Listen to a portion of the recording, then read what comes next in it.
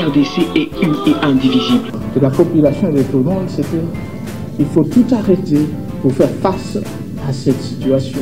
Et que nous ferons de cette terre richement bénie un réel havre de paix, de prospérité et de progrès social.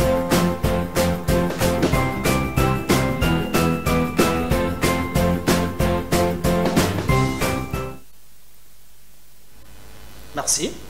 Vous suivez partout à travers le monde. Vous allez partager l'émission sur YouTube. Merci parce que c'est là que moi, tant que tu vas tourner sur YouTube, je vous rappelle que vous allez 86 000, tu as visionné 87 000 abonnés. Merci de nous faire confiance.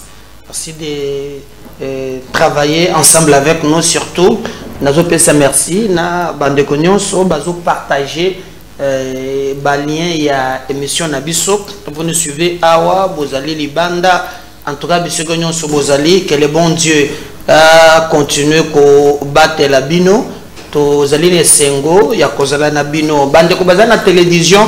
Merci beaucoup. Je crois aujourd'hui na la kisaki ba message bato balanda kabiso oyo prenza bazo komela biso na kobanda kobeta c'était surtout na bisika bozali kolandela biso commune yo ozali prend ces images envoie nous actualité zoleka na ko na bio komela biso ndeko nanga moko na lingana cha fiche na ye azana Bordeaux na France akomelinga c'est un pasteur combattant le téléphone ici n'est une image et mais une émission mais en tout cas je vais revenir na message à Tindela Gingai.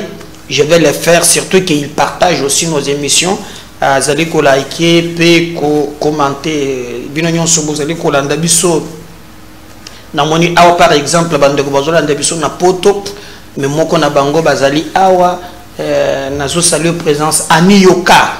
Oui, na question beauté, aza déjà awa, surtout na monia yaki na ba biloko belé donc merci na diaspora ezali ko investir na Congo, j'ai reçu un bon nombre ya bande ko bazana poto mais oyo ba lingaka biso balobi le président Médard on ne peut jamais koya Kinshasa sans que tout le monde ayo ngapé na pesubino merci surtout boye ba ki décor échanger petit à petit dans ton commune d'enge tozalité ba matériel les autres en place. Pour la télévision, il y a à qualité, c'est pourquoi Toyaka Liboso on a bino. Alors le principe est connu. Bozali kokende na baïbaza na YouTube, bokei place bakomi pour na s'abonner au kei ou s'abonner au bande ko ba information ya sika topé cloche à notification ce qui toche vidéo ya sika baïbazali na tente. Alors j'ai ça simple yo aux 8 chaînes kosuka yo mokote sala ke sima kozwa chaîne ou reprogrammé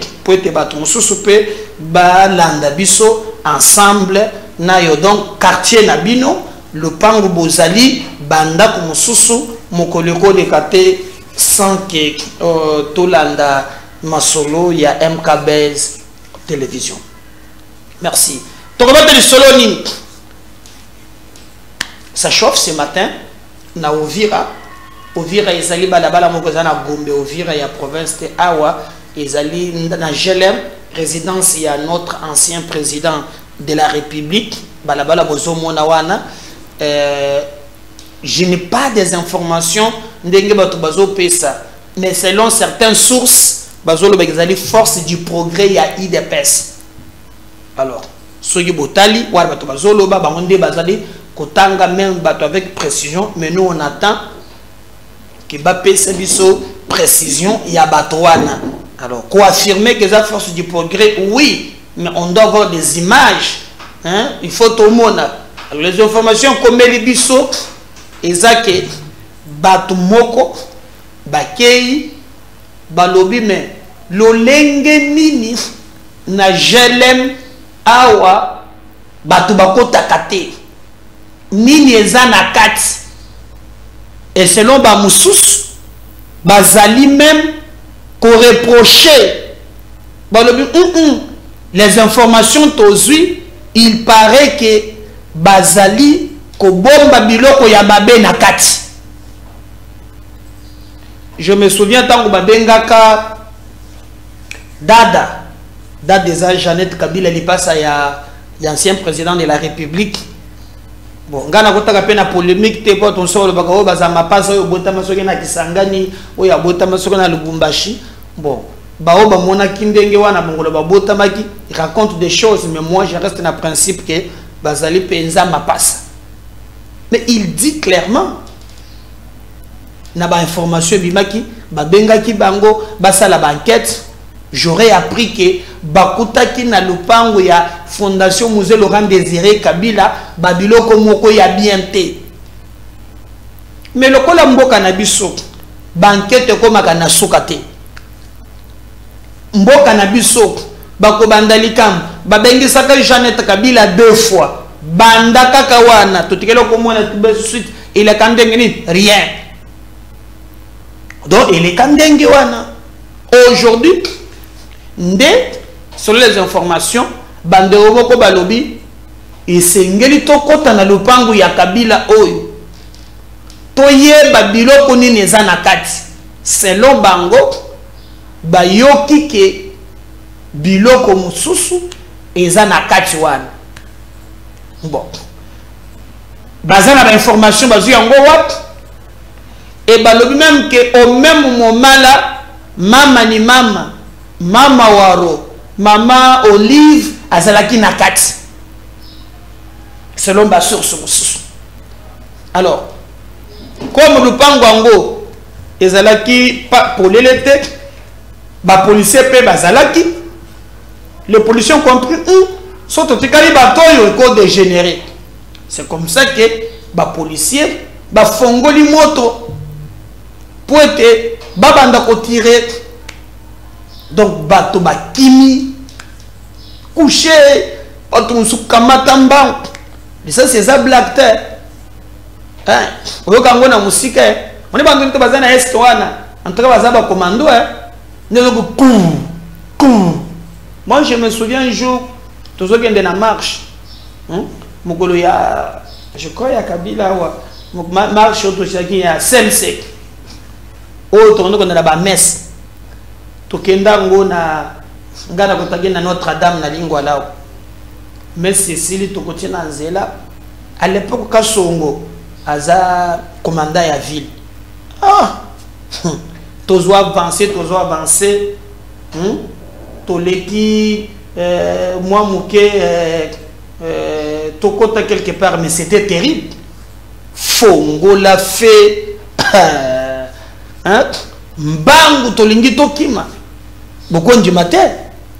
Donc je pense que ezali likambo tsongeli tolanda yango très bien. Alors je vais revenir na dossier wana tozo d'abord Vital Kamerhe na transition oyo boga pe makambo lobby ngai na kozonga pour na pesa bino suite il y a cet élément ndenge lekaki na résidence ya Jelem ya Joseph Kabila. On suit ça, on revient juste. Évidemment, on ne peut pas dire un mot de clôture sans souligner la douleur que nous ressentons à ce moment, qui devrait être un moment de fête, où on est en train de former des grands stratèges militaires, mais malheureusement ou paradoxalement, le pays est occupé dans sa partie est. Ces populations résilientes méritent tout notre respect, tout comme les forces de défense qui se battent pendant que nous vivons ici à Kinshasa méritent toutes nos félicitations. Et nous sommes contents qu'il y ait intégration militaire régionale. Mais c'est une œuvre inachevée à partir du moment où un des membres de cette importante organisation se trouve être parmi les agresseurs de la République démocratique du Congo. J'ai cité le Rwanda. Nous remercions la communauté internationale et particulièrement les Nations Unies, l'Union européenne, l'Union africaine et toutes les organisations internationales pour les résolutions, pour les messages de condamnation du Rwanda et de l'Ouganda. Mais ceci, malheureusement, ne s'accompagne d'aucune sanction. La solution à ce problème, nous la connaissons tous, que les forces du Rwanda et de l'Ouganda se retirent de son territoire. C'est sur ce message que je vais dire au nom de son Excellence Félix Antoine Tshisekedi Tshilombo, président de la République et commandant suprême des forces armées, que je déclare close l'année académique 2023-2024 et ouverte l'année académique 2024-2025 au Collège des hautes études de stratégie et de défense et à l'école supérieure d'administration militaire Il faut noter que le Collège des hautes études des stratégies et des défenses a été créé en 2016 et transformé en établissement public en 2023. Il faut noter que le Collège des hautes études des stratégies et des défenses a été créé en 2016 et transformé en établissement public en 2023. Il organise chaque année 2 sessions, dont une ordinaire consacrée uniquement au corps militaire et une autre spéciale ouverte aux personnalités civiles et politiques qui ont la vocation d'occuper les postes de direction. À côté de leurs collègues congolais, les autres participants viennent généralement de plusieurs pays membres de la CAC et de l'Europe.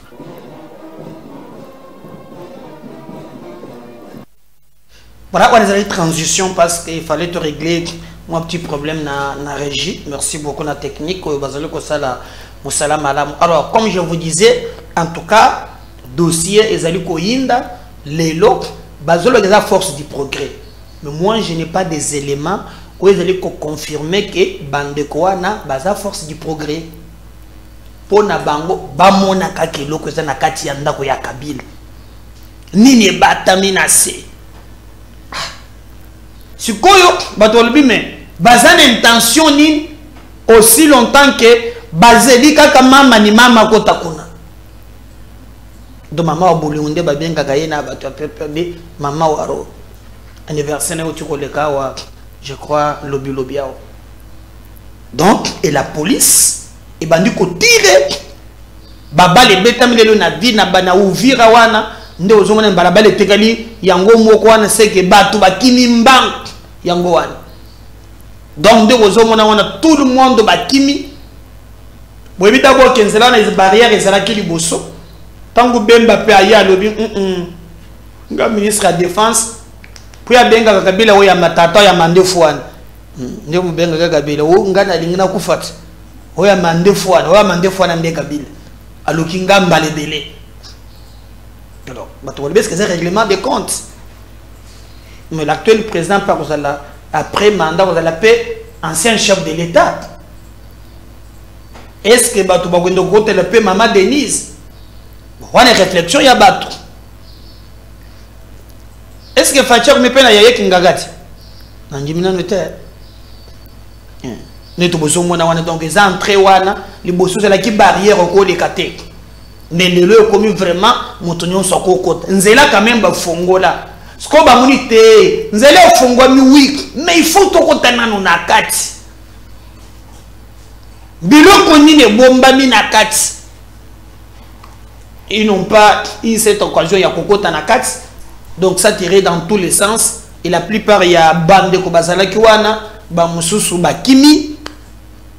On attend ba pesa biso information. S'il y a eu des arrestations, service, nous avons des services. Tous en Angleterre, tous en République. Il y a ce qu'on appelle perquisition. Nous devons prévoir ma cambouillon soit. Ce qui bakouti par exemple, que ça ne loko moko ya mabe, ezali na Jelem, ndako ya ancien président de la République. Mutumoko taza au décide les lois azali. Et Sengeli ba utiliser bakano prévu par la Constitution pour na makambo ezali. Mais maintenant koya pour na kokota na nko kokota na makasi wane za malamute biso ba etolingi kimia to yebisa kibino na télévision oyo en tout cas Sengeli bato basala musala ndenge longobani. Donc, Kabila akamba mboka na mabe, Kabila sala mabe mingi ngana kokotela yete, mais au moins s'il y a bambeba to utiliser ba méthode prévue na ba mibe. Mboke tambola kana ba pombate, mboke tambola kana kanaite te. Ngana sepela kiawa, bomona kende basala kina dada no, batindeli ya invitation. Balobi Jeannette yo pe biloko zo bomba kana fondation musée yaka ayaki mbala ya mibale babengi lisusu ayaki soki bakutike. Il y a des choses qui ne cadrent pas la stabilité ya mboka. Personne ne peut prétendre être au-dessus à Mobeko, non.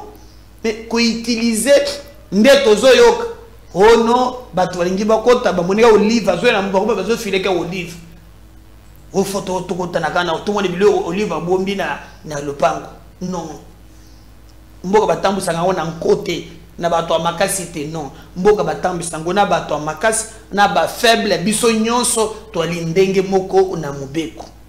Donc situation élective, mais on nous apprend quand même que ce matin circulation zone normale, police oyo bachagi na garde douane yepe moni blague zate hein chargé massa si beta kuna donc bato na bakimi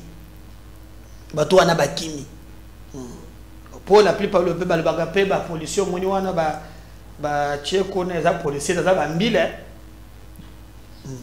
pour kabila zaraki na unité moko bande ko batela ye zaka na tenu moko ya kakiboy qui n'était pas ni garde républicaine ni quoi.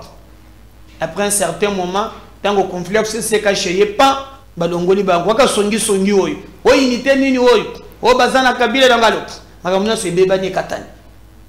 Et aujourd'hui atikale o ezali donc ce matin en tout cas aux alentours ya ndako na ye makambo zala ki penza kitoko tel bato ba ekipo bakota mais la police a s'interposé le kambo mon côté ya bongo et salami. Information monsieur ezali boye bake Madiabou après concert ya Mike Kalambay bakangi bato mibale directeur technique donc nous allons comprendre te directeur technique bayepe bakangi Joël Kadek bon le monsieur peneti bikam bitumba famille to ndenge nini kala mingi ta wata utiko zala na EPST na Tony garçon moko fona longolo kamini abundi à se sauver. Mais qu'est-ce qu'un chargé à communication peut faire na moment que bato batondi? Et pour na tien nous sommes na tour le mangwa vous allez les peindre. J'ai l'impression que mboka na biso les gens n'arrivent pas à s'assumer. Faute c'est l'autre.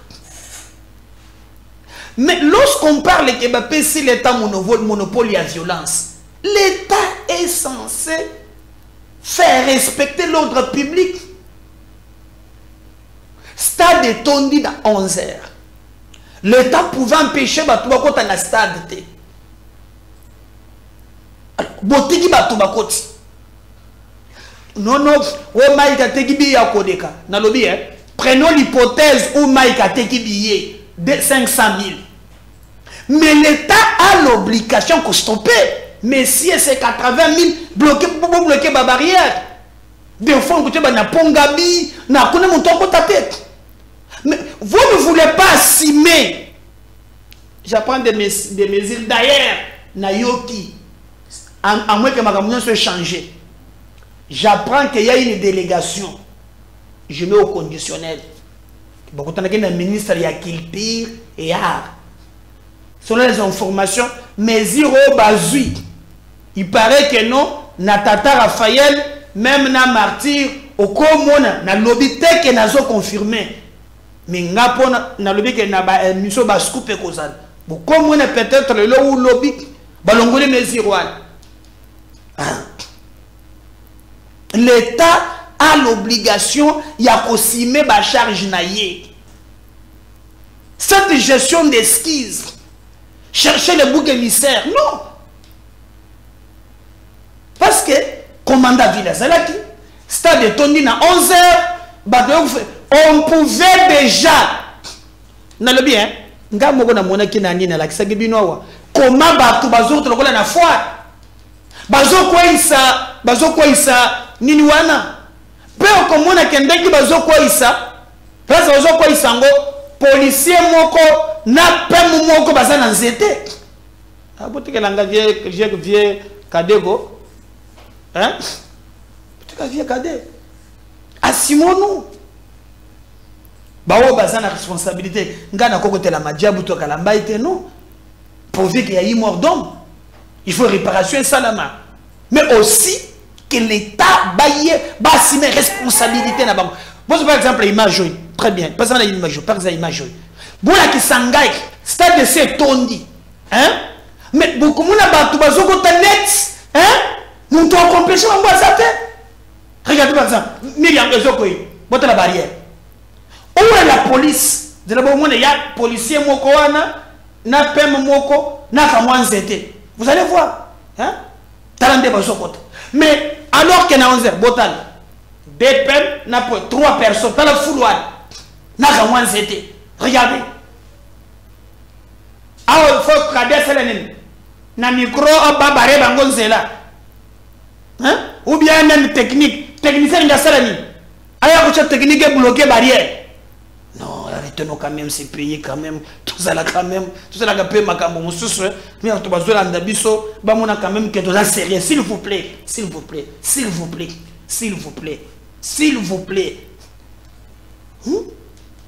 Arrêtez, c'est bien. Moi j'aime que bateau va répondre à na ba acte.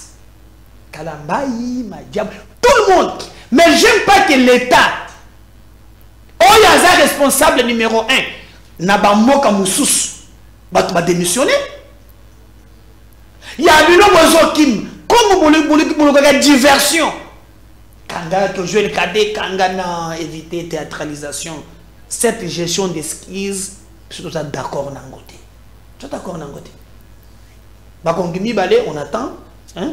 Tu vois que bah kozoba bah moussous, mais et pourquoi c'est cette précipitation?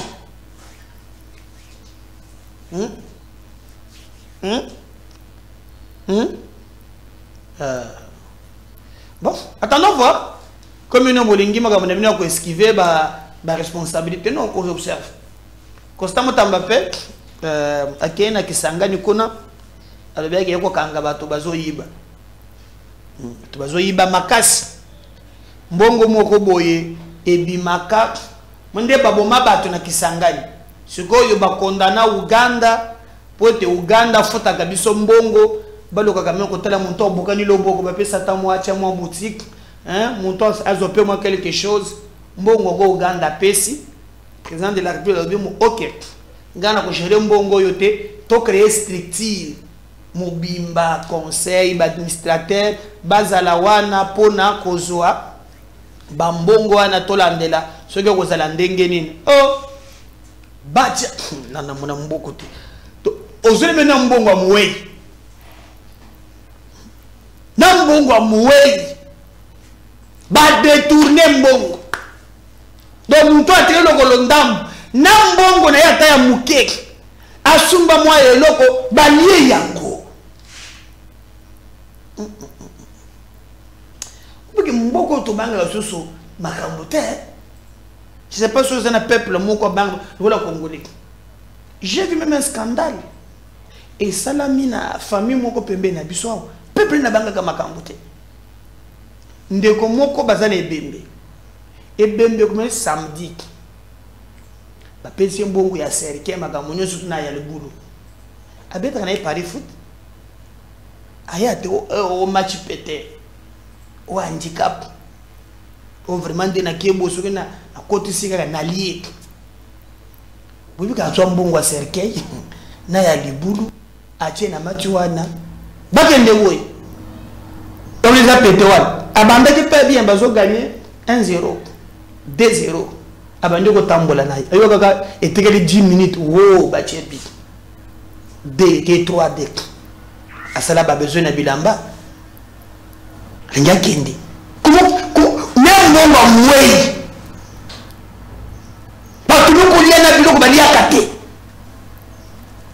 c'est très grave. C'est très grave. Alors, je rappelle que Bakangi Bango, bon, le problème c'est qu'on kangate. Pour souvent, tant que Bakangaka, suite, et la canine, nde soukaka. Na 100 jours, coupable à Djamal, Kamere innocent, Djamal innocent, Daïda innocent, patron innocent. On peut bakangi bango ba liembongo ya bato bakatane maboko, bato bakatane maboko makolo. Très grave. On va suivre le ministre. Ce qu'il dit. Voilà ndamboka na bino. Pas cinéma. On revient juste après.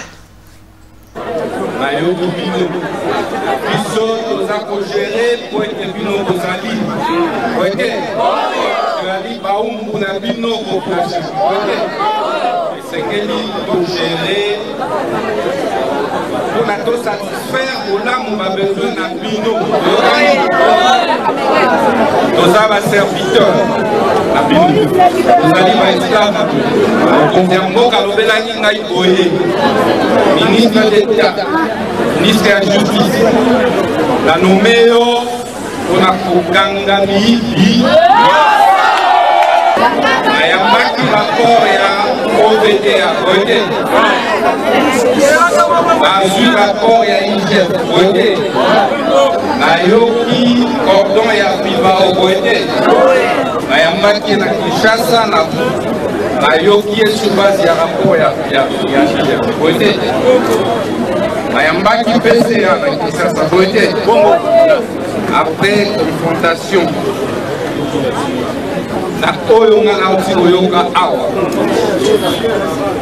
La décidé Sikoyo Bamunyoso Bazoki de la parquet Sikoyo.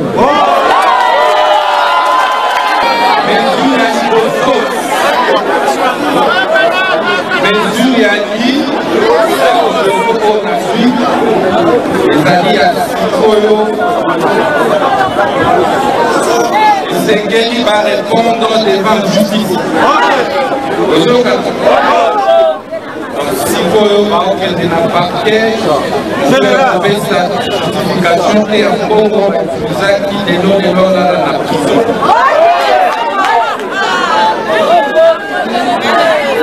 Monsieur le PG la coordination est à Pipao, la OVDA, la décoration à l'union Soko a manipulé une bombe à Pipao. Soko Kangama.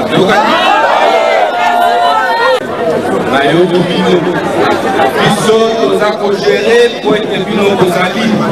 Ok.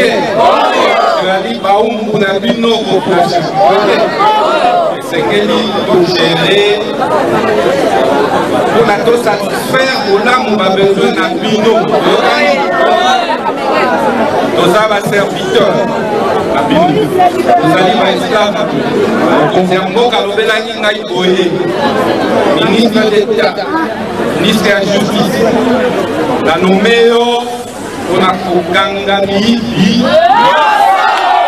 Il y a un rapport à OVD à côté. Il y a un rapport à IGF à côté. Il y a un cordon et Abiba au côté. Il y a un qui est à Kinshasa. Il y a sur base de rapport à IGF à côté. Il y a un qui PCA à Kinshasa à côté. Après confrontation.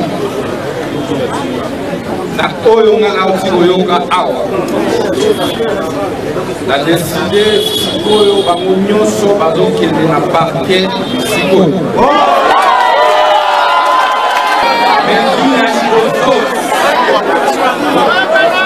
Mesure a dit les alliés à Sikoyo.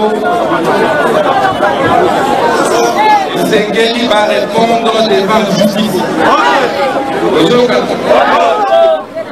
Si vous avez un parquet, vous avez sa justification et un bon vous acquis des noms de l'ordre à la prison.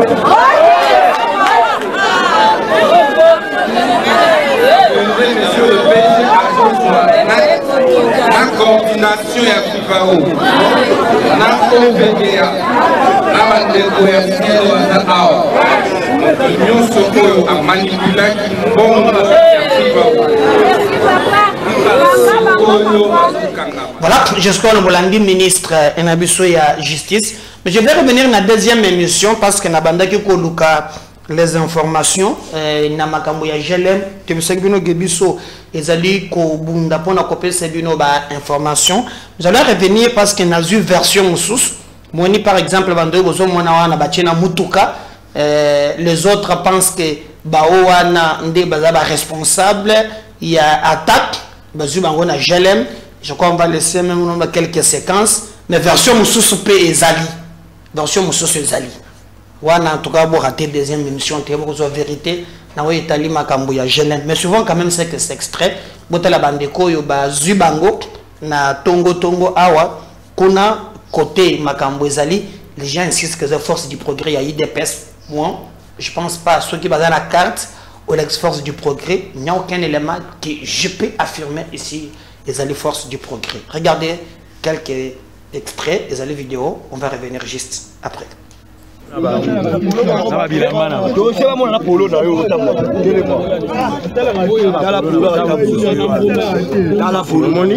République est commis à Bino. République est commis à Bino.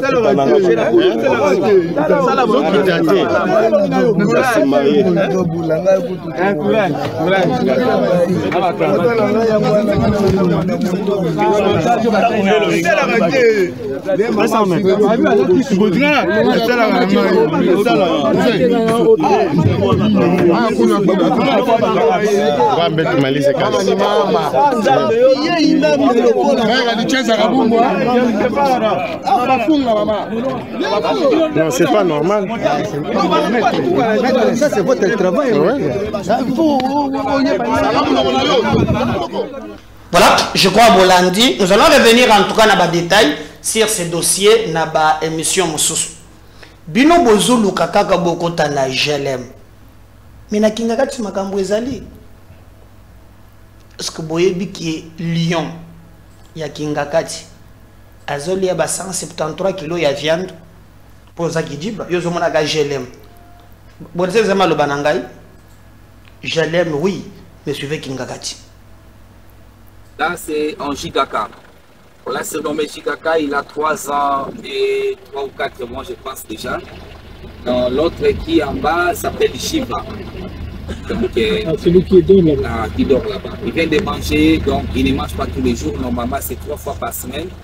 Donc, nous abattons 9 vaches pour donner aux 22 lions. Parce que nous avons 31 lions, mais encore 9 qui prennent encore le lait maternel. Avec les 22 lions, nous abattons 9 vaches chaque semaine pour leur donner. Donc par repas, c'est 3 vaches, ce qui fait 9 par semaine. Mais comment? Parce qu'on a vu une vidéo quand même sur Internet.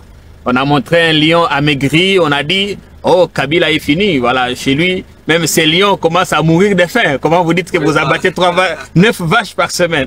Ce sont les opinions de chacun. Donc chacun peut dire ce qu'il veut, mais toutefois, c'est comme nous les humains.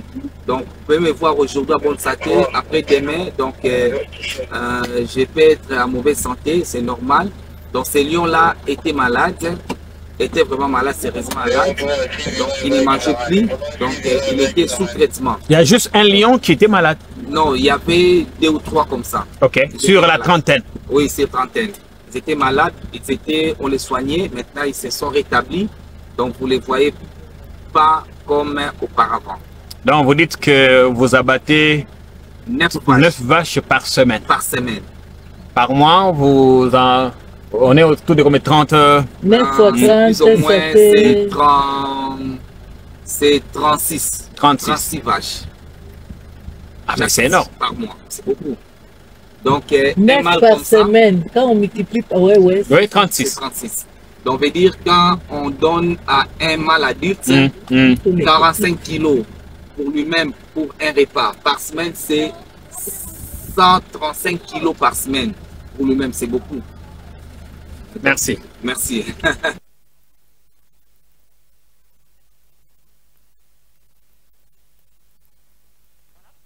On a Bolandi en direct, il y a Kingakati, tu as une mission Ebele. Na YouTube, merci de continuer à s'abonner. Nous avons besoin de TNT, tout simplement vraiment, pour reprogrammer, oui, mais moi, je pense à ça, on a battu mon sous. J'ai en tout cas demandé à Bande Kebele, nous avons un message à Bino Ebele, pour que MKB officiel, Tokoya, dans ma quartier Nabino. Merci. Bye.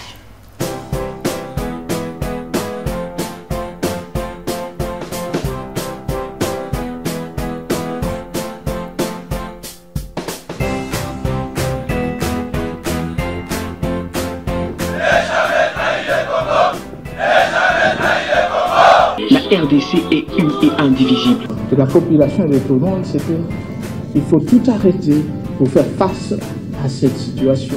Et que nous ferons de cette terre richement bénie un réel havre de paix, de prospérité et de progrès social.